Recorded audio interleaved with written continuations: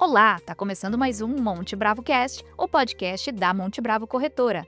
Eu sou Malena Oliveira, hoje é sexta-feira, dia 11 de abril de 2025, e o nosso episódio de hoje, ele tá um pouco diferente. Ontem, quinta-feira, dia 10, a gente fez uma live com os nossos analistas para falar sobre as decisões do Donald Trump e o impacto dessas decisões na economia global e nos investimentos. A gente fala sobre quais são os setores que potencialmente podem ser impactados por essa disputa comercial entre Estados Unidos e China, as retaliações da China, o que isso significa para a economia e para os investimentos. É essa live, essa discussão que você confere a partir de agora. Só lembrando que você pode também ver as nossas análises na íntegra em montebravo.com.br na aba de conteúdo. Lá tem todos os gráficos que os nossos analistas citaram e outras recomendações aí para a sua carteira de investimentos. A conversa de agora você já sabe, com o Alexandre Matias, o nosso estrategista-chefe, o Luciano Costa, o nosso economista-chefe, e o Bruno Benassi, o nosso analista de ativos. Confira o bate-papo a partir de agora e continue acompanhando a gente aqui e no nosso site. Nessa transmissão da Monte Bravo Corretora, a gente vai dedicar a live de hoje a avaliar o cenário global e as consequências das tarifas do Trump para o Brasil, né? Tentar entender um pouquinho como que a gente pode navegar essa turbulência. Começando uma análise do cenário, a gente preparou aqui uma apresentação que vai ter 4 partes, né? Eu vou falar um pouquinho sobre o contexto dessa guerra tarifária, o que a gente pode esperar no porvir. Depois o Luciano vai avaliar um pouco o impacto, como que o Brasil se insere nisso e tem tudo a ver com a China, né? E aí a gente vai explorar os impactos setoriais e o Benassi vai falar que tipo de empresa sai beneficiada dessa dinâmica. Só para a gente ter um contexto, né, a agenda de 2025 que a gente tinha imaginado, ela tinha como temas globais justamente a evolução da política econômica do Trump, né?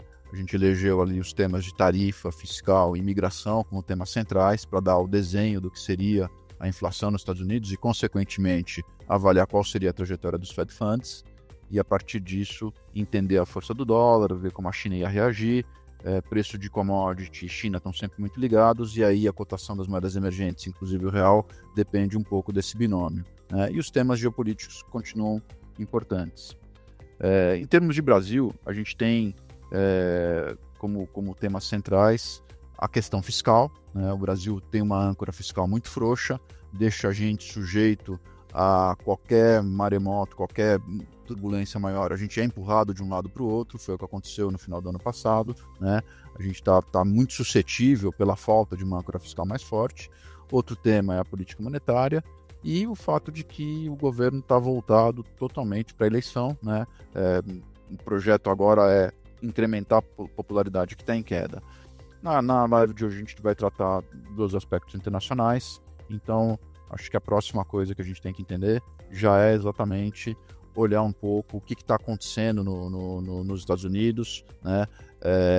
O fato concreto é que a guerra comercial fez o cenário fazer um pivô, né? A gente mudou completamente porque a intensidade e a agressividade do Trump mudaram a cara do cenário, né? A gente tem como cenário mais provável uma desaceleração global e uma recessão nos Estados Unidos, né?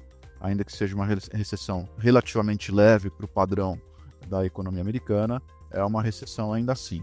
Acho que a primeira coisa que é interessante, né, é tentar entender, e todo mundo busca essa explicação, que diabos que o Trump está tentando fazer, né? Então, assim, a primeira coisa que aparece é a ausência de uma explicação, né? Normalmente os governos, os candidatos fazem campanhas com temas genéricos, sem dar muitos detalhes, mas quando você se torna governo, tem um princípio de condução de política econômica, que é a coordenação de expectativas. Quanto mais coordenadas as expectativas, quanto maior compreensão houver sobre qual é a estratégia, quais são os passos, mais suave é o caminho, né? E mais eficiente é a política econômica, né? Então, sim, a gente está muito surpreso porque nunca teve uma explicação sobre o que o Trump pretende fazer, né? As explicações elas são parciais e fragmentadas. Uma que ficou muito popular no X, no antigo Twitter, é a ideia de que o Trump estaria tentando fazer em provocar uma desaceleração da economia para reduzir a conta de juros, né? Isso não faz nenhum sentido, né? O que ele perde em termos de arrecadação pela recessão é muito mais do que ele ganha em termos de redução de juros, então nem precisa discutir muito isso, mas enfim, rede social, isso multiplicou, teve muita gente que mandou essa explicação. A explicação mais aceita, né? Tem um paper de um cara chamado Stephen Miran, que está explicando quais seriam os passos para reconfigurar o sistema financeiro global. É um paper grande, tem uma tese que, francamente, ela tem uma semelhança com o pensamento da CEPAL, coisa do Prebisch, uma visão meio nova matriz econômica, né? Eu digo isso porque a tese central é que os Estados Unidos tenham se desindustrializado por causa da configuração do sistema financeiro internacional. A tese é que, como o dólar é a moeda de reserva, o dólar tende a ficar sobrevalorizado, né, e uma moeda sobrevalorizada faz com que as importações fiquem baratas e dificulta a indústria local, né, e a partir disso você teria desequilíbrios grandes, né. Assim, é uma tese meio esquisita, porque assim, se tem uma coisa que todo mundo sabe, é que a indústria perdeu muita importância em termos de força da economia, né? A indústria gera empregos, mas o setor de serviços gera mais empregos, né? A indústria cada vez mais é automatizada e tem um negócio fundamental em economia internacional que se chama vantagens comparativas, né? Não dá para você pensar que todos os países vão produzir tudo e serem autossuficientes. Outra coisa que a lógica do paper falha é que ela focaliza muito a balança comercial, como o próprio Trump tem feito, mas esquece a balança de capitais, esquece os lucros e dividendos que são remetidos para os Estados Unidos. Então, assim, eu tenho a impressão que achar que a configuração do sistema financeiro internacional é ruim para os Estados Unidos é uma coisa que contraria a evidência, porque o grande beneficiário em termos de crescimento, produtividade, até tinha uma expressão que estava popular até 2 meses, que é excepcionalismo americano, que era justamente isso. Os Estados Unidos conseguia crescer, ser mais produtivo, mais inovador, ser a fonte das novas tecnologias. Então, eu tenho dificuldade de ver um quadro em que os Estados Unidos estão sendo explorados, né? E a tese do Miran tem algumas coisas que eu acho razoáveis, né? A mais significativa delas é a ideia de que os Estados Unidos pagam caro demais pelo sistema de proteção global. Acho que isso é verdade, né? E que os Estados Unidos têm que reduzir um pouco esse custo. Isso não tem a ver exatamente com tarifas, né? Por fim, tem uma tese que aparece no Miran e tem em outros cabeças, eu não vou dizer pensantes, né?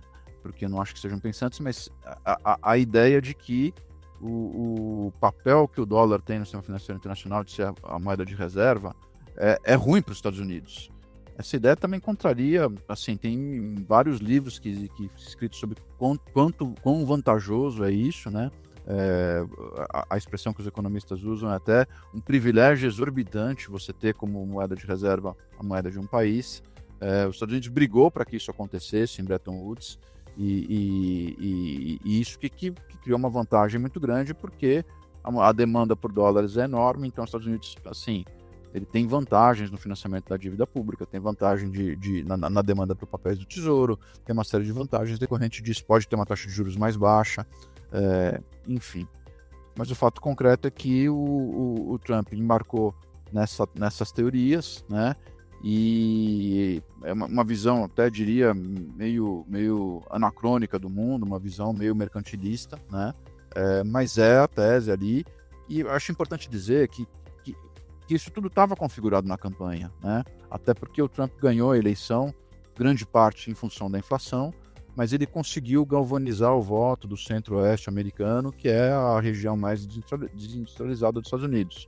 Então, esse tipo de retórica tinha um foco num tipo de eleitorado específico, e a gente compreendia isso como uma estratégia eleitoral, e sim, claro, que ele teria que dar satisfação a esses eleitores fazendo alguma coisa.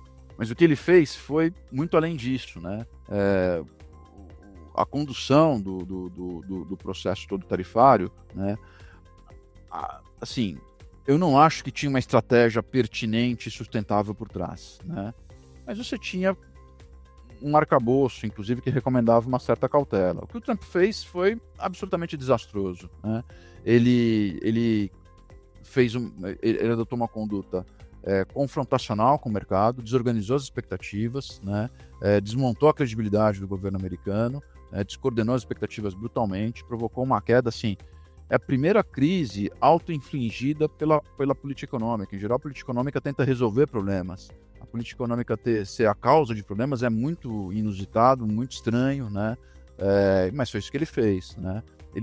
Aparentemente, ele seguiu os falcões, que eram representados ali pela ala do Lutnick, que é o secretário de Relações Exteriores, pelo Peter Navarro, que é um assessor para esse assunto, né? O Peter Navarro é uma figura meio exótica. Ele tem um livro que ele cita um economista chamado Ron Vara, que depois se descobriu que não existe, né? Era ele mesmo, é uma releitura do sobrenome dele. Então, assim, vamos dizer assim, a inspiração teórica para tudo isso que está sendo feita, ela é muito, muito frágil, né? Alguns amigos, inclusive, têm dito, não, mas esse pessoal, o Trump é bilionário, está apoiado por bilionário. Assim, você ter muito dinheiro não transforma as suas teses em verdade, né? Não há argumento razoável. A gente teria que ter, para uma mudança tão drástica, algum apoio teórico mais substancial. Não tem esse apoio, né? Então, assim, felizmente o Trump recuou, né? A gente teve uma dinâmica, eu vou mostrar para vocês aqui, para terminar essa introdução, né? A tensão com o recuo do Trump deve refluir. A gente deve ter aí um período de negociação. O Trump está dizendo que está aberto a negociação, está aberto a expandir o período de moratória tarifária, que ele é super amigo do Xi, sempre se deu bem com a China, que acredita que agora vai ter uma solução. Ou seja, eles estão tentando fazer com que esse erro crasso de condição de política não tenha um custo político muito alto. Vai ter, inevitavelmente, mas eles estão tentando minimizar. O que a gente pode dizer de concreto e de positivo é que o desastre da condição levada pelos falcões nas tarifas fez o pêndulo de poder dentro da Casa Branca se mover em direção ao Scott Bessent, que é o secretário do Tesouro, e ao outro assessor, que são bem mais moderados, são tecnicamente muito mais preparados. Eles sempre preconizaram uma abordagem gradual com as tarifas, né? Eles não foram ouvidos nessa condução, né? Então você tem aí, vamos dizer assim, uma mudança de liderança que favorece a ideia de que a gente não vai viver momentos dramáticos como que a gente viveu ao longo dos últimos 10 dias, mas o mal está feito, né? Credibilidade é uma coisa que você leva anos para construir, e uma atitude como essa, uma postura como o Trump adotou nos últimos meses, ele incinera a credibilidade. Então, a consequência é muito, muito ruim, porque a economia, assim, não é novidade para ninguém. O que o investimento precisa? O investimento precisa de um marco regulatório claro, regras claras, credibilidade, né, um direcionamento que coordene expectativas, ou seja, basicamente o inverso do que foi feito até agora, né? Deixa eu só ressaltar uma última coisa, eu vou mostrar um slide e passo a palavra para o Luciano. Uma coisa que preocupou demais, e os analistas estão atribuindo a mudança de postura do Trump a esse fenômeno, é que num primeiro momento a gente estava vendo os mercados em queda e os juros em queda também, né? Que é usual quando você tem uma crise econômica, um aumento da incerteza, a perspectiva de uma recessão, os ativos caem, a bolsa cai, os ativos perdem valor, mas a perspectiva da recessão, ela vem junto com a perspectiva de inflação menor e faz os juros caírem também. Então esse é o comportamento usual. Só que nos últimos 2 ou 3 dias a gente começou a ver a Treasury subir. E isso é muito pouco natural, né? As explicações para isso são 3. Você teve um leilão que foi ruim no começo da semana. Especula-se que os chineses estejam vendendo treasuries, eles têm um estoque muito significativo de treasuries, e outros participantes do mercado internacional também estariam vendendo treasuries. Seja porque tenha uma reação às tarifas, seja porque a posição da moeda de reserva nos Estados Unidos pode ser contestada. Também, no meio dessa confusão, a necessidade de liquidez fez muitos agentes, né, hedge funds e outras entidades venderem as posições, causou esse fenômeno. Vamos olhar agora o gráfico, né, para vocês entenderem o quão inusual é esse processo. A gente pode olhar esse período, a gente separou aqui um período desde a eleição do Trump e separou 3 fases, né, que a gente está chamando de euforia e depressão. A primeira fase, no pós-eleição do Trump, foi a fase da euforia, né? Que é o comecinho ali do gráfico, você tem a bolsa em alta, perto dos melhores momentos, acima de 6 mil pontos, e a taxa de juros caindo com a perspectiva de uma economia que estava tendo uma desaceleração. Aí, no comecinho de dezembro, você teve dados um pouco mais fortes de atividade, teve também conversas de que o Trump seria duro com as tarifas, você teve uma reação do mercado que levou os juros para cima, que é essa linha cinza que bate esse pico ali perto de 4,80, mas a Bolsa resistiu, né? A Bolsa assimilou essa alta dos juros, porque afinal de contas você tinha ali uma perspectiva de menos impostos, de regulamentação, a revolução da inteligência artificial, estava tudo indo bem, né? Estava tudo indo bastante bem. Até que, em meados de janeiro, ficou claro que o Trump seria mais agressivo do que o mercado estava esperando, ele não ia somente dar uma resposta de tarifas para o eleitorado do Centro-Oeste, que ele não ia tentar fazer um aumento moderado de tarifas, como os papers preconizavam, ele ia para uma coisa mais forte, e aí você entra na segunda fase, né, que é essa fase que não tá sombreada, em que a bolsa cai, a linha roxa está caindo, e a linha cinza também está caindo, como eu falei para vocês, é natural. Quando você tem a perspectiva, você meio que mudou o medo, né? Na primeira fase era medo da inflação, depois você passou a ter medo de recessão. Medo de recessão, bolsa para baixo, juros para baixo, as coisas estavam funcionando razoavelmente bem, né? Até que vieram as tarifas, né? As tarifas vieram, sim, escolhendo adjetivos aqui razoavelmente educados, vieram uma coisa praticamente insana, né? Primeiro, uma cartolina improvisada, tributando ilhas que são habitadas só por pinguins, né? Então, assim, uma qualidade técnica terrível, né? Um grau de agressividade muito grande, falando que os países estavam estuprando, que estavam explorando os Estados Unidos, né? Coitado dos Estados Unidos, né? Na ordem internacional das coisas, tão desprotegidos. E, assim, a reação do mercado foi justamente, tarifas muito mais altas, vai desorganizar a economia global, vai gerar uma recessão nos Estados Unidos, mas vai gerar uma recessão global. A Bolsa afundou, a Treasury afundou. Até que começou esse processo de alta da Treasury, que é o que a gente qualificou como anômalo, que são questões mais técnicas, mas questões que põem em risco, inclusive, a condição do dólar como moeda de reserva, que é essa pontinha aqui que a gente vê a linha cinza disparando, que é uma coisa que, inclusive, não se normalizou nem com o recuo do Trump. Então, quadro final aqui para fazer um resumo e já passando a bola para o Luciano, a gente tinha imaginado, quando a gente começou a escrever esse paper, né, a gente sempre imaginou que era uma estratégia do Trump de até baseada no livro dele, de chocar com uma abordagem mais radical e depois negociar, né? Então, a gente imaginava isso.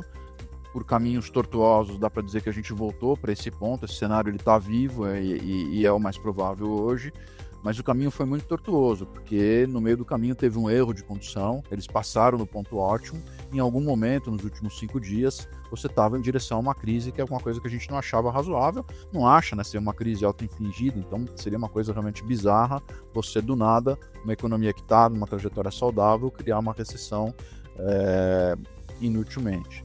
Mas enfim, isso à guisa de introdução, vou passar a bola para o Luciano e o Benassi estudaram bastante as engrenagens em que o comércio internacional vai girar daqui para frente para tentar entender um pouquinho como que o Brasil é afetado e o que a gente tem que fazer em termos de investimento. Então, vai lá, Luciano, bola com você.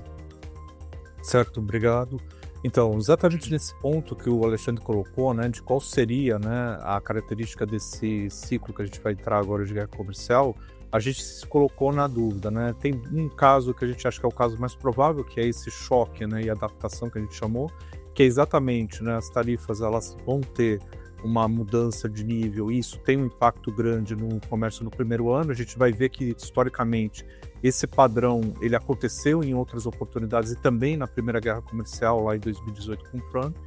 E, no caso, a consequência disso é a gente ter uma queda de crescimento global, não chegar ao ponto de uma recessão global, com as cadeias globais que se reorganizam no segundo momento. E aí a gente vê que os vários episódios são seguidos de uma reorganização do comércio, uma tendência a recuperar o crescimento anterior, né? Mas tem o cenário alternativo, que é esse cenário que o Alexandre estava colocando, que é o cenário que até segunda-feira, né, estava sendo um risco, né, dado a escalada das tarifas, né, que é o cenário disruptivo. Qual que é a característica desse cenário? é a guerra comercial se intensificar, que é exatamente os falcões, né, que o Alexandre colocou, tomarem aí a rédea da negociação e fazerem, teoricamente, uma pressão maior porque as tarifas sejam colocadas e não sejam negociadas. Então, esse cenário seria um cenário de um choque muito grande na incerteza. Isso, com certeza, né, também teria um efeito no crescimento, levando a economia global para uma recessão. Então, seria um cenário muito disruptivo do ponto de vista de percepção de ativos e de risco. O comércio global, nesse caso, não ia se recuperar, e a gente ia ter as cadeias globais ficando desorganizadas. Então, esse é o pior caso, e é o caso que a gente flertou aí nos últimos dias, dado, né, a atitude aí do próprio, né, Trump em relação à China e também aos outros parceiros comerciais, quando ele colocou as tarifas recíprocas. Então, a gente teve o risco desse cenário. Mas a gente acha que agora, com a mudança, né, de tom dele, dando esse prazo aí de 90 dias para negociar e também dizendo, né, que vários países estão procurando os Estados Unidos para negociar, a gente volta a ter, né, o cenário de choque e adaptação como sendo o cenário mais provável. Então, o que significa esse cenário de choque e adaptação em termos de crescimento global e de comércio global, né? Normalmente, esse cenário, a gente vai ver um choque que desacelera o crescimento do comércio e, portanto, do crescimento global. Antes só, aqui a gente tem um índice de certeza da política comercial. Esse índice é exatamente o índice que mede o quanto, né, o nível que as pessoas estão tendo de procura sobre notícias em relação à política comercial. A gente vê que em vários momentos, né, tem alguns picos de incerteza. Então, ali em 2018 e 2019, esse índice se aproximou ali dos 500 pontos, né? Isso é medido, né, na frequência que as pessoas estão procurando notícias e estão procurando informações sobre isso. Então, aumenta muito a busca por informação, isso mede um pouco essa incerteza. Você tem a reversão ali na sequência a partir, né, de 2020, mas tem a pandemia, isso aumenta um pouco mais. E agora a gente tem o nosso ciclo atual, que é esse nível de 580, quase 600 pontos que atingiu o índice de certeza da política comercial. Ou seja, a gente tem um choque de magnitude parecido, né, com o que foi nesses outros eventos ali, principalmente ali no período de 2018, quando teve a Primeira Guerra Comercial. Então, indo para o histórico dos choques, como que a gente lê aqui esse gráfico? Nesse gráfico a gente tem o crescimento do PIB global nas barras e nas linhas a gente tem o comércio global. Aí a gente marcou aqui 3 períodos, né? O período de 2000, 2001, que a gente tem uma crise, não é uma crise de comércio, mas é a crise, né, do estouro da bolha, né, .com, né, da primeira crise que tem no mercado acionário americano grande. A crise de 2008 e 2009, né, que é a crise também a crise do subprime, e tem a crise atual, né, que é, teoricamente, um momento, né, aliás, a primeira guerra comercial, que é ali em 2018 para 2019, quando o Trump coloca as tarifas. Em todos esses períodos, o que a gente vai ver é uma perda de velocidade grande do comércio global, uma desaceleração do crescimento global, mas que no segundo momento, quando a gente olha o padrão de reação, a gente retoma as médias. Se a gente passar para o próximo slide, isso fica mais claro. A gente tem esses choques e claramente, né, passado o choque ali em 2000 para 2001, a economia global volta a crescer e o comércio global volta à sua média ali, a sua tendência, um crescimento em torno de 7. No segundo período, 2008 e 2009, isso também acontece, né? Você tem um choque grande, é uma crise financeira, mas depois que você faz as políticas de estímulo, a tendência é o crescimento global se estabilizar e o comércio voltar ali para a tendência em torno de 5. E a mesma coisa aconteceu na Primeira Guerra Comercial, né? Quando o Trump coloca as tarifas ali sobre a China em 2018 e você perde bastante atividade em 2019, depois tem a pandemia em 2020 que surge um pouco a análise, mas a gente vê que na sequência a tendência é você se adapta, né? Ou seja, as cadeias globais elas recuperam, né, a capacidade de crescimento, o comércio global também se reorganiza e a gente volta à tendência de crescimento, que aí no caso voltou para o crescimento ali em torno de 5. Então é esse o cenário que a gente imagina que a gente saia dessa crise, né? Então a gente imagina que tem uma perda de crescimento global, a gente vai mostrar nas projeções no final, a gente vai diminuir a velocidade de crescimento, mas depois, olhando para 2026 em diante, a gente tem, né, uma recuperação e uma volta do crescimento com as cadeias se reorganizando e o comércio global se reorganizando. A premissa básica é que a guerra comercial não escale. Se ela escalar, a gente vai estar, né, teoricamente, num cenário pior, ou um cenário disruptivo, e aí tudo que a gente está dizendo aqui acaba não acontecendo, né? Mas a gente acha que, até pelo recuo do Trump e a entrada da ala mais moderada, né, que o Scott Bessent, que é o secretário de Tesouro, representa, é o sinal de que um cenário de um choque, mas depois uma reorganização, uma adaptação a esse novo ambiente, com talvez tarifas um pouco mais altas, mas não tão altas como era a primeira proposta, parece ser o caso mais provável. Pode passar. Mas aí a pergunta que fica e como que, teoricamente, a China vai se comportar diante desse cenário? É importante entender que a China, desde a Primeira Guerra Comercial em 2018, ela mudou, né, o jeito teoricamente, de se posicionar em relação a esse problema. Primeiro, aqui fica bem claro, né, aquele mesmo índice de certeza da política comercial, só que quebrado para os Estados Unidos e para a China, né, a linha azul mais escura é a China, a linha mais azul mais clara é a China. A gente vê claramente que nesse ciclo, quem tem, né, o grande pico de certeza é a economia americana. A economia americana, o índice ali, ele sobe bastante, e no caso da China, né, a alta é bem menor. Então, quer dizer, tem uma coisa diferente nesse momento dessa crise. A China, ela sofre, né, o impacto das incertezas com as tarifas, mas uma velocidade, uma intensidade menor do que se tinha sido da última guerra comercial ali em 2018 e 2019. Então, qual é a resposta para isso? É a mudança que a China fez em termos de crescimento, né? Então, o que a China fez? Ela basicamente diminuiu, ela diminuiu a importância dos Estados Unidos na balança comercial dela, né? Então as exportações chinesas para os Estados Unidos foi diminuindo ali do pico que estava em 2018, 2019, de quase 22%, para agora em torno de 13,5%, ou seja, teve uma queda grande, né, na participação. Enquanto isso, ela foi aumentando a participação de outros países, né? Então o resto do mundo ganha mais participação nas exportações. E ao mesmo tempo, ela também mudou, né, ela mudou o mix dela de exportação. Então, nesse gráfico aqui do lado que foi colocado agora, a gente vê a participação global da China na exportação por produtos. Então, o que a gente vê nesse gráfico? Que a China se moveu para os produtos mais ligados à transição energética, né? Então, hoje em dia, ela exporta muito mais produtos ligados à parte de baterias, placas solares,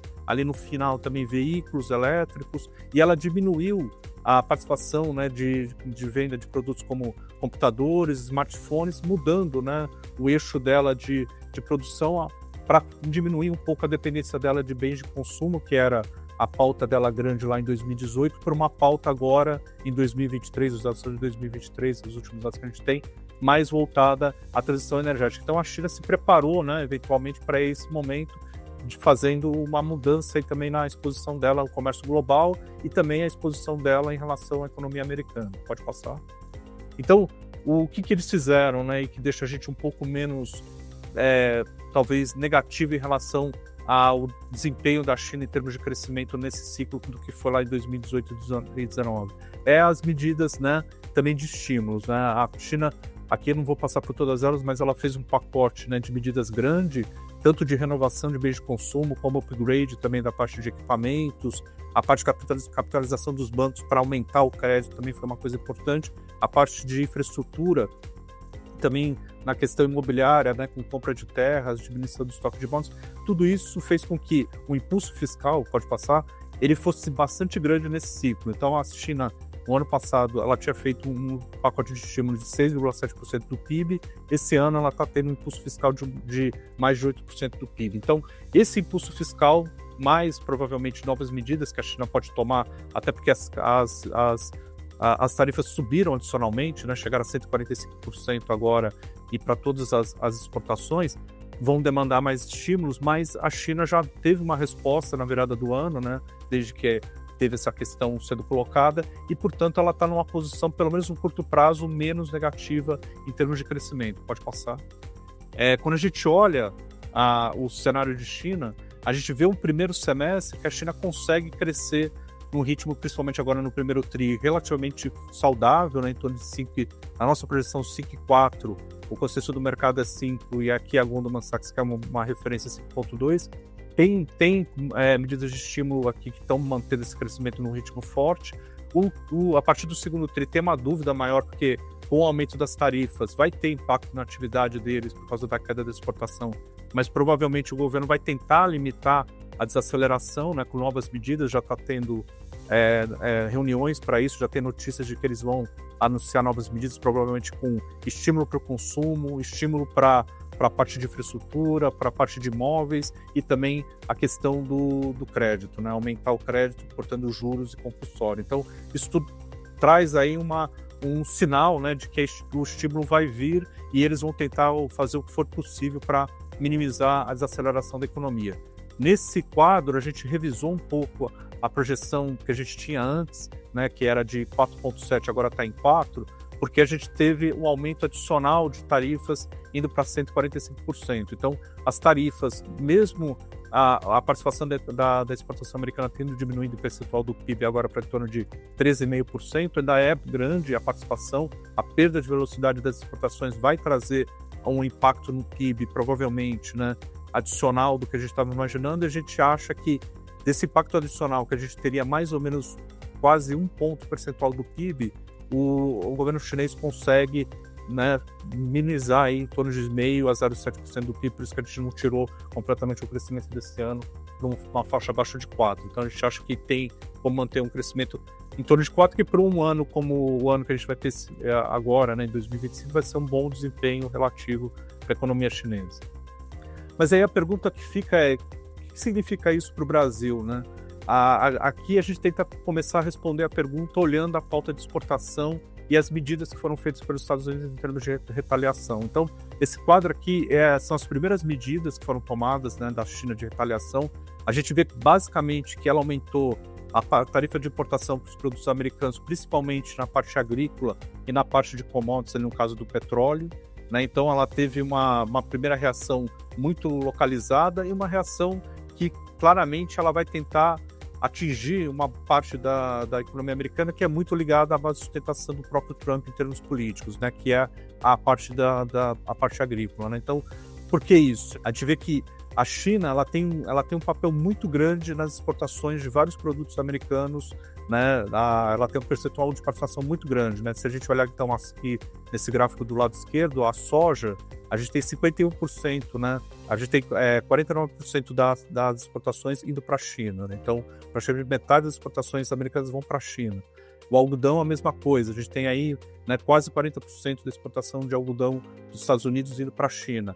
Carnes, a mesma coisa, uma participação de quase 20%. Se a gente olhar na visão oposta, né, o que a China importa dos Estados Unidos como percentual total, né, do que ela consome, então a China ela importa, né, 17% da soja vem dos Estados Unidos e 10% do algodão vem dos Estados Unidos e 2% vem de carne bovina. Então tem aí, né, no caso, uma decisão, né, deliberada de focar as tarifas nos produtos agrícolas com um impacto grande para a economia americana, né? No caso, as exportações americanas do ano passado desses bens agrícolas foram em torno de 29, quase 30 bilhões. Então, é um valor, né, considerável que abre um espaço para o Brasil ocupar em termos de pauta de exportação. Por isso que a gente imagina que o caminho, né, que a economia brasileira possa se beneficiar é exatamente em torno dessa resposta da China em termos de retaliação e provavelmente é o espaço que isso abre para o Brasil. A próxima discussão mas o Brasil tem espaço, né, para crescer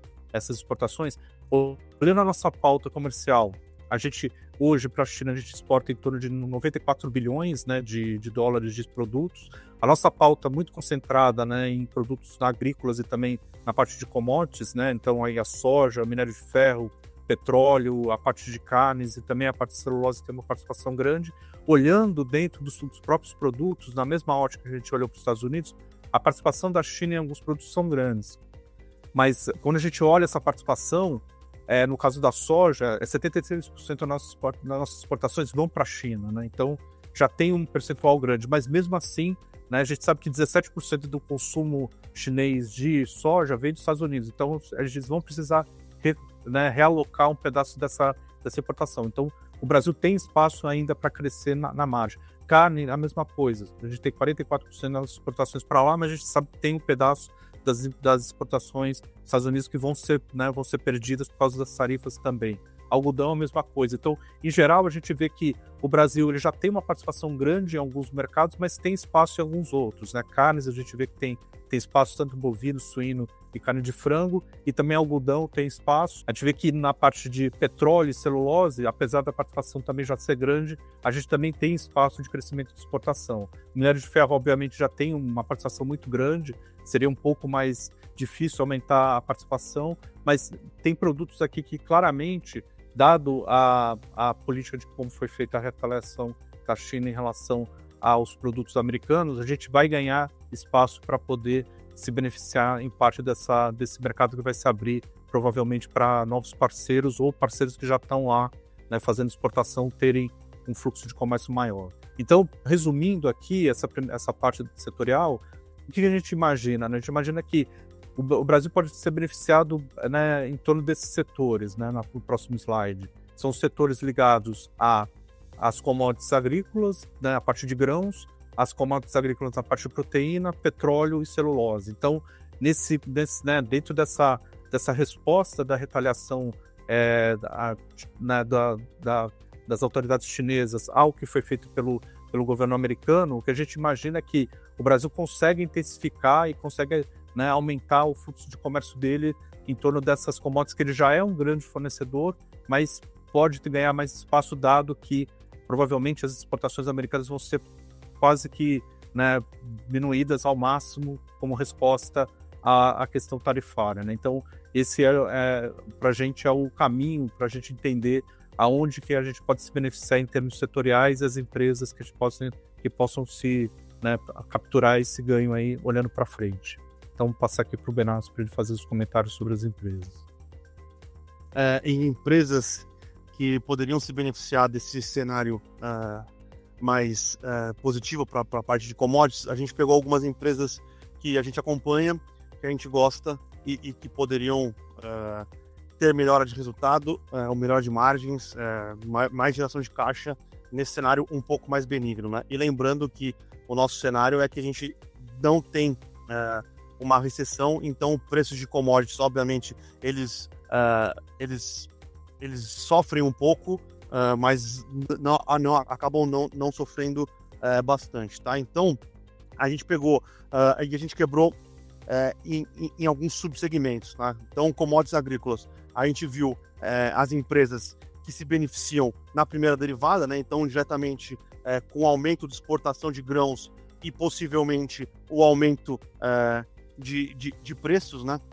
E a gente tem acompanhado um movimento interessante. A gente tem visto grãos no geral nos Estados Unidos sofrerem bastante, grãos no Brasil não sofrerem tanto, né? Então, porque a gente teve uma ruptura de mercado. Então, você tem uma produção grande de safra nos Estados Unidos de milho, soja e alguns outros grãos que perderam um mercado interessante. Então, a cotação desses grãos nos Estados Unidos, a tendência é que eles caiam, né? E eles têm caído. E no Brasil, que ganhou um mercado, né? Ou tem a possibilidade de ganhar um mercado, a cotação desses grãos, elas têm ou caído menos ou até subido, né? Então, o prêmio da soja Brasil em relação à soja Chicago, ela tem aumentado. Uma companhia que a gente acha que pode ter uma performance bastante positiva, né? E quando você acompanha as ações da SLC, a gente sempre gostou da companhia, mas onde ela realmente ela ganha mais relevância, ela ganha mais market share, ela cresce muito receita, pós 2018, né? Pós o início, ou pós a primeira guerra comercial. A gente acha que existe agora também a possibilidade dela se beneficiar menor, né? Menos em comparação do que foi em 2018, mas ela ainda tem, sim, essa possibilidade. Ela é muito concentrada em soja e algodão, o resto vai um pouco para milho, vai um pouco para a parte de sementes, né? A safra 24-25 já foi plantada. Todos os indicativos é que esta safra e a safra que vem provavelmente vão ter níveis de produtividade maiores do que foram os níveis de produtividade da última safra, da 23-24, né? Foi uma safra bem mais desafiadora por questão de preço, por questão de clima, por questão de insumos. Então, a gente acha que a companhia deve se beneficiar no curto prazo e deve continuar se beneficiando num prazo um pouco maior, tá? E como ela é uma empresa muito capitalizada, né? É uma empresa muito bem gerida, ela já começou, né? Ela tem feito, e a gente imagina que ela vai continuar fazendo isso nos próximos trimestres. Ela tem aumentado o percentual de terras próprias, né? Então, a gente pode discutir se isso é bom para o capital investido ou não. Acho que vai mais para um ponto de você ter a terra, né? E você ser o proprietário da terra, você ter o bem físico, menos para uma parte do retorno sobre o capital investido, tá? E ela tem conseguido comprar boas terras já, né, agricultáveis, a bons preços, tá? Então, a gente acha que a SLC é uma das empresas. Aqui, a gente tomaria um pouco de cuidado só, porque a Brasil Agro é uma small caps, então ela acaba sofrendo por questões de tamanho, né? Se o mercado acabar passando por um momento de correção mais forte, mas a gente também vê a Brasil Agro com questões parecidas, tá? Ela é um pouco mais diversificada do que a SLC, né? Mas ainda assim, o grosso da receita dela vem de soja, milho e algodão, tá?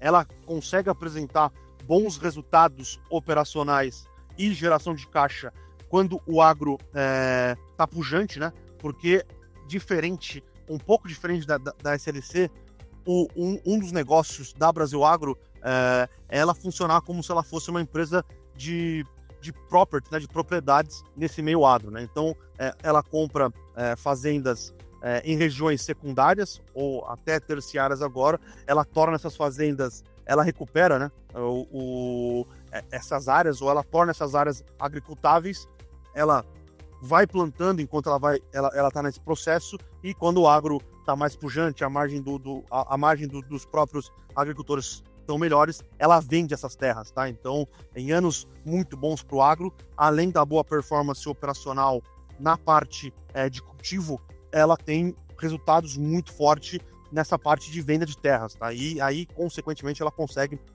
distribuir bons dividendos. E acho que nessa parte de impactos diretos, a Boa Safra é uma companhia que produz sementes, né? Hoje, o grosso das sementes são sementes de soja. Ela tem diversificado um pouco, mas ainda é pequeno. E eu acho que essa diversificação vai ser importante para a companhia ter um modelo de negócio um pouco mais resiliente, né? Na parte de milho, tá? Se a gente imaginar que a gente já tem a expectativa que o Brasil aumente a área agricultável, tá? Seja para soja ou para o milho, tá? O milho, inclusive, tem um destaque importante, vai um pouco para a questão do aumento do etanol de milho. Então a gente tem até algumas projeções que a quantidade de milho plantada no Brasil pode ser maior do que a soja.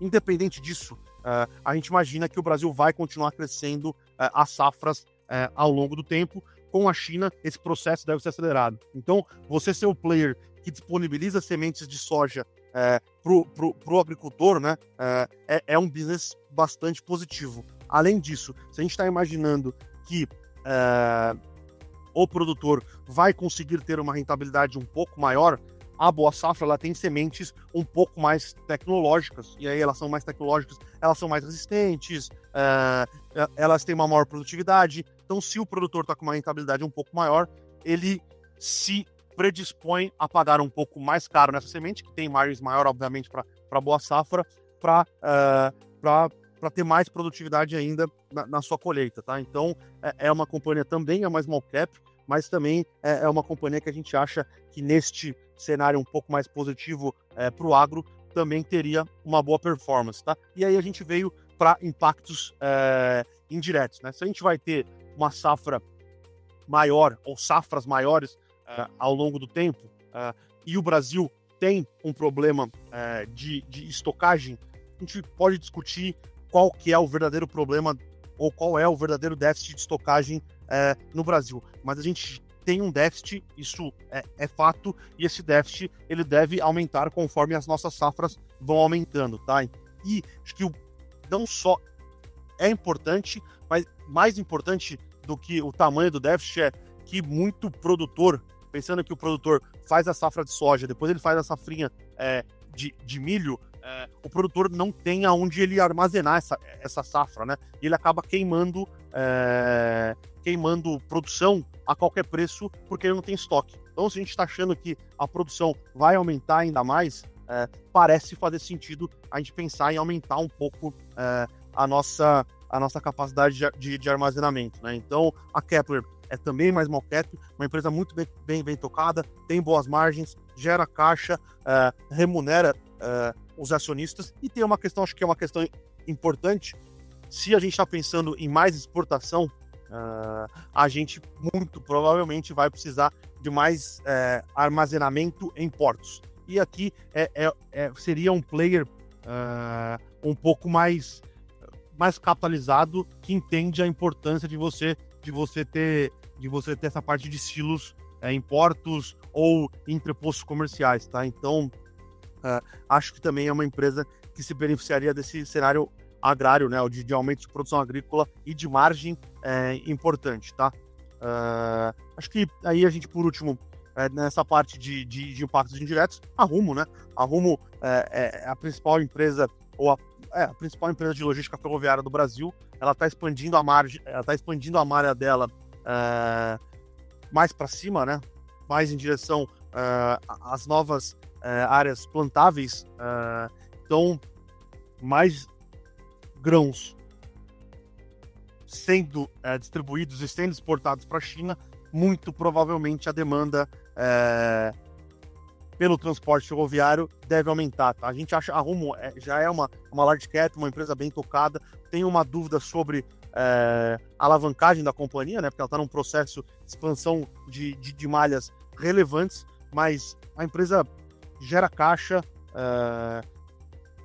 vai garantir cada vez mais o percentual da sua capacidade de escoamento com a parte agrária. Então a gente acha que também é uma boa tese, tá? Então a gente acha que essa parte de commodities agrícolas, pensando mais em grão, seriam essas as companhias que deveriam se beneficiar. Agora, para outra parte de commodities, a gente tem uma dúvida sobre BRF e JBS, tá? Acho que as duas podem se beneficiar. O nosso receio, principalmente sobre a BRF, é se realmente a gente vai ter um impacto no preço de grãos que derrube as margens da companhia, tá?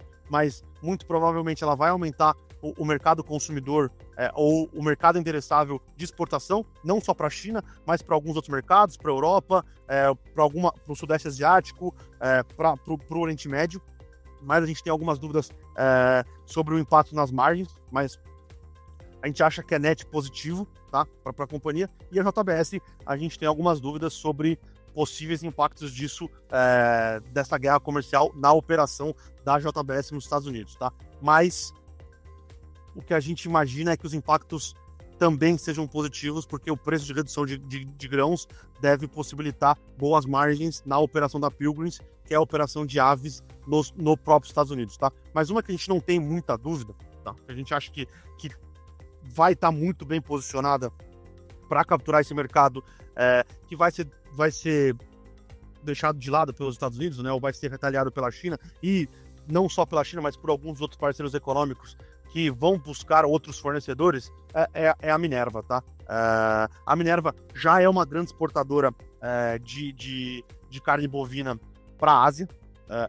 No último ano, ela até aumentou um pouco a exportação para Estados Unidos, porque os Estados Unidos sofrem com um ciclo um pouco mais desfavorável, então eles aumentaram a exportação. O mercado americano é um mercado que paga um pouco mais do que o mercado chinês, mas ela tem capacidade e ela é muito boa nessa parte de trading, né? Lembrando que a Minerva tem participação em alguns países da América Latina, inclusive aumentou a participação pós a aquisição das plantas da Marfrig, então ela consegue escolher quais países e para quais países aumentar a produção, depende muito do ciclo, obviamente, mas para onde ela vai exportar, tá? Então a gente acha que a Minerva ela está muito bem posicionada para absorver essa demanda bovina, ou para absorver essa demanda por mais proteína bovina vindo da China e de alguns outros parceiros, tá? O governo brasileiro ele fez um acabou de voltar de uma viagem para o Japão e para o Sudeste Asiático, e nessa viagem existiu conversas para habilitar plantas, tá? No Japão e no Vietnã. Então, é mais um mercado para a Minerva. A Minerva, esses dias, anunciou um aumento de capital privado. Tá? Ela busca captar 2 bi de reais no D0, né? Com esse aumento de capital, e captar mais 1 bi ao longo de 3 anos. A gente tinha alguns receios ou algumas dúvidas sobre a estrutura de capital da companhia, porque ela se alavancou para adquirir as plantas da Minerva, mas com esse aumento de capital privado que precisa ser aprovado em assembleia, a gente acha que a estrutura de capital fica bastante confortável, e ainda mais com a possibilidade de ela aumentar a exportação ou aumentar pelo menos volume e preço para alguns mercados, tá? Acho que aqui talvez seja a nossa principal dúvida, pensando em preço de commodity, lembrando que o petróleo talvez não, né? É a commodity que mais oscila em períodos de recessão, em períodos de dúvida sobre a atividade econômica mundial, mas como o nosso cenário é um cenário de desaceleração econômica ou uma recessão leve com a volta do comércio e a volta do crescimento de PIB econômico global no próximo ano, ter alguma exposição em Junior Oils, a gente acha que faz bastante sentido, tá? Como o Luciano falou, existe a possibilidade do Brasil aumentar a exportação de petróleo para a China. O Brasil já exporta petróleo para a China, mas é muito mais a Petrobras, né? Então, a gente vê a possibilidade da Prio e da Brava ganharem um pouco desse mercado, tá? São duas companhias que estão passando por alguns processos ou alguns desafios operacionais. A Prio precisa da aprovação para iniciar o projeto de Wahoo, né, para iniciar a perfuração de um novo campo que adiciona capacidade relevante de produção, e a Brava, que é a antiga 3R, a antiga Enalta, que se fundiram, ela precisa estabilizar a produção em Papa-Terra e aumentar a quantidade de poços furados em Atlanta, tá? Então a gente vê duas companhias que têm a possibilidade de aumentar a produção de petróleo. Aumentando a produção de petróleo, você consegue renegociar contratos melhores com as tradings ou elas mesmo com o consumidor final, diminuindo o desconto em frente ao benchmark, né? Então você vai ter condições comerciais melhores em um mercado e ganhando mercado, tá? Então a gente acha que é positivo também, ou pode ser positivo a alocação nessas duas companhias. E por último, é uma tese que depende menos da guerra comercial, né, entre China e Estados Unidos, e mais de uma possível resposta da China. Como o Luciano falou, a base de resposta da China nessa segunda guerra comercial pode ser um pouco diferente, ou vai ser um pouco diferente, e pode passar por um maior estímulo ao consumo doméstico chinês, tá? Então, a Suzano hoje é uma das principais, ou se não a principal produtora de celulose de mercado. Ela tem como grande cliente a China, né? Então, neste cenário de aumento do estímulo para o comércio ou para o crescimento doméstico da economia chinesa, você tem um aumento relevante de consumo de celulose, tá? Dado o cenário que o preço de celulose está em patamares bastante baixos, tem muita capacidade de celulose saindo do mercado porque ele está baixo. Se a gente tiver realmente esse aumento de demanda por celulose vindo de uma China incentivando mais o consumo doméstico, a Suzano, com a entrada em operação da sua nova planta, que é uma das maiores plantas de produção de celulose de mercado do mundo, com custo caixa muito baixo, sendo muito eficiente e negociando em múltiplos que a gente acha realmente baratos e interessantes, dada a possibilidade de geração de caixa e desalavancagem da companhia no cenário que a gente está falando, pode ser um player interessante, tá? Então, aqui foge um pouco da guerra comercial mesmo, onde o Brasil substituiria alguma coisa exportada pelos Estados Unidos, mas tem aqui uma questão envolvendo um novo modelo, ou a China tentando acelerar a sua transação de uma economia que era mais industrial para uma economia um pouco mais de serviços e consumos domésticos, tá? Então, a Suzano é outra tese que a gente vê uma boa janela de investimentos. Aqui só as teses, todas as teses que a gente comentou. Bom, voltando aqui para o Brasil, acho que a mensagem é que a gente já vinha com uma abordagem cautelosa, a gente tinha uma postura cautelosa nos investimentos desde a virada do ano, mais por razões domésticas, né? A gente imaginava um mundo moderadamente benigno e um Brasil complicado por causa do fiscal, né? O que a gente está colhendo, talvez depois dessa confusão toda, ainda seja um cenário do ponto de vista de dinâmica não muito distante do que a gente tinha concebido, mas é um cenário em que a economia mundial vai ter uma desaceleração importante, que é desinflacionário, né, no médio e longo prazo, depois do choque inicial das tarifas. De qualquer forma, é um cenário que inspira cuidado, né? A gente não imagina nenhuma crise, a gente está trabalhando a gente tem 2 cenários, um cenário que seria o otimista, que não parece que é o que está acontecendo, porque envolveria uma postura fiscal mais dura do governo. Então, no nosso cenário base, o que acontece é uma trajetória em que o PIB tem uma desaceleração importante, a inflação fica em torno de 6% esse ano, a gente tem o Banco Central interrompendo o ciclo de alta em 14,75 e contemplando cortes no final desse ano, no começo do ano que vem, depende um pouco da trajetória das expectativas, um câmbio que fica em torno de 6, ele oscila, no período mais favorável poderia oscilar um pouco para baixo, um pouco para cima, mas basicamente é um câmbio que é um câmbio relativamente depreciado, caminhando para 6,5 ano que vem. O problema disso é que é um cenário em que você tem um juro real muito alto, mas ainda uma inflação alta, que não permite cortes tão rápidos, né? A política fiscal ela é muito, muito frouxa, junto com a conta de juros, vai fazendo a dívida dar salto significativo, o que aumenta a percepção de risco e acaba retroalimentando o câmbio, né? Então você tem um cenário que é um cenário complexo.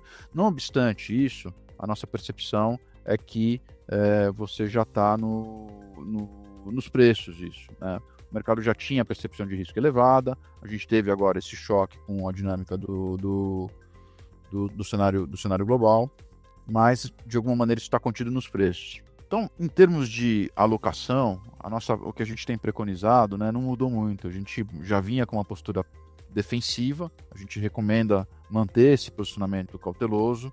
Isso significa ter posições indexadas ao CDI, se for papel isento ainda melhor, com crédito de boa qualidade, né? É uma taxa muito atraente, você está rodando aí com investimentos grosseiramente muito perto de 15%, a inflação 6 esse ano, 4,5 ano que vem, você tem um ganho real muito significativo, né? Os outros ativos até vão estar tendo rentabilidades próximas ao CDI, não muito diferentes, mas é um cenário que não enseja você elevar a exposição a risco de maneira muito significativa, porque você tem um retorno semelhante no CDI, então você não tem uma relação de risco-retorno muito favorável para correr risco em ativos que podem dar perdas relevantes, né? A gente continua sugerindo, e isso é um ponto importante, né, o aumento da posição de investimentos no exterior ou indexados ao dólar.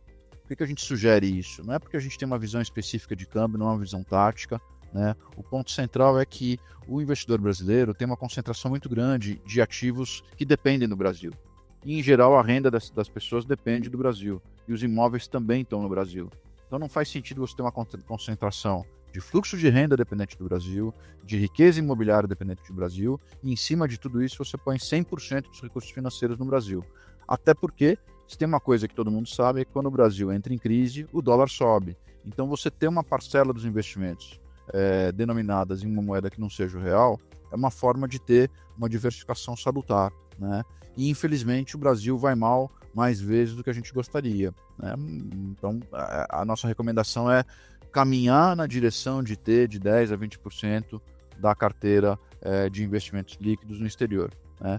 Mas não é para fazer isso de uma vez só. O que a gente diz sempre é, sei lá, mira em 12% daqui a 3 anos, mira em 16% daqui a 3 ou 4 anos, divide isso pelo número de anos. Então, se for 12 daqui a 3 anos, vai fazer um investimento de 4% ao ano no exterior. A cada virada de trimestre, manda 1%. Vai pegar câmbio bom, câmbio ruim, vai pegar a bolsa lá fora bem, bolsa lá fora mal. A ideia é construir uma carteira de investimentos com horizonte de 5, 10, 15 anos. A gente não está tentando acertar o câmbio, não estamos tentando acertar a bolsa, a gente simplesmente está dizendo que talvez o o único almoço de graça que existe em finanças, seja você ter uma carteira diversificada. E para diversificar investimentos brasileiros, nada melhor do que uma exposição em moeda forte, principalmente o dólar, mesmo nesse momento de dúvida, né? O resto dos investimentos a gente vê com mais cautela. Para quem tem horizonte longo e apetite ao risco, acho que vale a pena destacar que as NTNBs longas estão pagando taxas perto de 7,5%. É uma taxa muito atraente, vai dobrar o capital investido a cada 10 anos, basicamente. E no horizonte de 10 anos a gente imagina que o retorno vai ser muito favorável. Agora, tem que ter horizonte longo e perfil para correr risco, porque os próximos 2 anos, dependendo de como for a dinâmica fiscal relacionada à eleição, esse papel pode gerar perdas, como já aconteceu nos últimos 12 meses. Então, só para concluir, em termos de carteira, né, se a gente olhar para a nossa carteira, a gente sempre comunica a carteira olhando aí para o perfil dinâmico, né, que é um perfil que busca um retorno em torno de CDI mais 4, com uma volatilidade esperada em torno de 4, 5 ou 6. A gente está preconizando ter 10% em CDI+, com a perspectiva do Copom encerrar o ciclo de alta. A gente vê o especialmente esse horizonte compatível com o IRFM, que é papéis com um vencimento entre 3 e 4 anos, uma duration em torno de 2,5 a 3 anos, como muito atraentes, né? Então, parece que faz sentido se mover nessa direção, o risco é bem controlado. Os papéis indexados à inflação são uma boa opção, os mais curtos estão pagando taxas acima de 8%, os mais longos estão em torno de 7,5%, os curtos são seguros e têm um retorno atraente, os mais longos têm mais volatilidade, mas você trava esse ganho real por um horizonte mais longo. Na hora que o Brasil entrar nos eixos de novo, tiver uma política fiscal consistente, que a gente imagina que vai acontecer no próximo governo, seja quem for, porque a questão fiscal vai ter que ser endereçada, provavelmente essas taxas vão cair significativamente. O bloco de risco, composto por multimercado, fundo imobiliário, renda variável e ativos alternativos, está somando em torno de 20%, que é o mesmo valor da sugestão de alocação no exterior. Então seria meio que uma ideia, não é exatamente assim que funciona, mas dá para resumir assim, que você tendo 20% de ativos de risco e 20% de posições em dólar, num certo sentido, você está protegido aí pela posição em dólar, né? Para concluir, né, já está fechando aí praticamente 1 hora de apresentação, eu queria agradecer a audiência, né, uma audiência relevante para esse horário, uma apresentação um pouco mais longa. Acho que vale a pena concluir a ideia de que o que o Trump fez foi uma tentativa muito desastrada, né? Só para vocês terem uma noção, se a gente pensar em Bretton Woods, depois da Segunda Guerra Mundial, os Estados Unidos emergia como nação dominante, né? A negociação de Bretton Woods levou 2 anos, né? 2 anos e meio até a assinatura do contrato. A equipe da Inglaterra, que era a antiga nação, uma potência líder, era liderada pelo Keynes. A equipe dos Estados Unidos era liderada pelo Harry White, né? Foi um período longo de negociação para estabelecer a nova estrutura das finanças internacionais. Então foi 3 anos de negociação, 2 anos e meio os Estados Unidos e Inglaterra, depois envolveu os demais aliados. Então foi um processo longo, até rápido pela circunstância, né? Mas eu estou só mostrando que isso envolveu negociação e um longo processo. Como qualquer acordo comercial, Mercosul, União Europeia, mais de 10 anos, NAFTA, mais de 5 anos, enfim. Então não dá para imaginar que um presidente poderia aumentar a tarifa, dar 15 dias para negociar, isso poderia dar certo. Realmente é um grau de desconhecimento de como as coisas funcionam, né? Acho que vale destacar que as relações comerciais não são relações entre países. Não foi o Brasil e a China e a União Europeia que decidiu, não, cada um faz uma coisa, não. Você tem uma estrutura de incentivo em termos de políticas fiscal, política monetária, política cambial, política de tarifas, e aí as economias funcionam e as cadeias foram se organizando ao longo de décadas em torno disso, né? Então essa mudança nunca vai ser rápida e simples. Então tem a impressão que o Trump cometeu um deslize, ele vai ter um custo de credibilidade, já teve, eu acho que vai ter um custo político, eleitoral, acho que os eleitores não vão ficar satisfeitos com o que vai acontecer, a gente acha que os republicanos vão perder a eleição de meio do mandato, então a gente tem ainda pela frente um quadro complexo para lidar, mas aparentemente o Trump percebeu que essa linha muito confrontacional não estava dando bons resultados e deixando as coisas nas mãos do Scott Bessent, da equipe econômica, me parece que você tem um caminho menos conflitivo, né? Aqui no Brasil, Para quem quiser explorar mais esse tema, a gente acabou de soltar a carta mensal, a gente está focalizando também, né, no tema global, mas discute um pouco a questão fiscal. É uma questão que é extremamente importante, é o nosso calcanhar de Aquiles já há muito tempo, né? Então, o cenário por aqui é um cenário que o risco já está nos preços dos ativos, né? Então, a gente não imagina que vai ter um ano de perdas significativas nos ativos, a gente imagina que os ativos vão render grosseiramente em torno do CDI, mas você tem riscos globais que aumentaram, tem riscos domésticos relacionados à política fiscal, então a conclusão disso tudo é que é um período aí para ter cautela e canja de galinha nunca fizeram mal para ninguém. A gente tem que ficar num portfólio mais defensivo, esperando momentos de oscilação extrema para, de repente, aproveitar para beliscar alguma posição com preços mais favoráveis. Muito bem, gente. Queria agradecer muito a participação de vocês. Não sei, vou passar aqui para o Luciano e para o Benassi falarem um pouquinho no encerramento. Acho que do que a gente discutiu aqui, acho que o principal ponto é a gente se lembrar que a China, ela está numa posição diferente agora em 2025 do que ela estava em 2018. Ela tem condições de responder melhor às tarifas e, portanto, ela tem capacidade de manter o crescimento dela doméstico, dado a menor participação, né, das exportações para os Estados Unidos em relação ao que foi na primeira guerra comercial, e por isso a gente imagina que tem grandes oportunidades aí em alguns setores para a gente poder capturar esse desempenho que a China pode ter ao longo do tempo, né? Principalmente vai redirecionar a sua parte de comércio exterior provavelmente para outros parceiros confiáveis como o Brasil, e na parte doméstica os estímulos aumentando aí o consumo e também podendo beneficiar algumas empresas brasileiras. Como a gente discutiu, são algumas possibilidades, lembrando que essa questão da guerra comercial, ela tá bastante fluida, né? A gente tem bastante dúvidas. Tem algumas outras oportunidades que, no nível de preço que as companhias negociam, podem acabar surgindo. A própria Vale é uma delas, no nível de preço que ela negocia, mas acho que hoje nos parece fazer mais sentido, né? A gente está focando mais na parte de commodities agrícolas, com as teses que a gente abordou aqui. Lembrando que tem algumas teses que elas são small caps, né? Então elas têm uma volatilidade um pouco maior, né? Mas acho que uma carteira balanceada, como o próprio Matias falou, em questão de nível de preço, a bolsa como um todo é barata. Então, fazendo um mix de papéis que a gente gosta um pouco mais, pensando em large caps, bancos, uma parte de utilidades públicas, com um pouco desses papéis que também sofrem com um pouco mais de vol, né? Apesar de ser commodities agrícolas, elas têm um pouco mais de vol.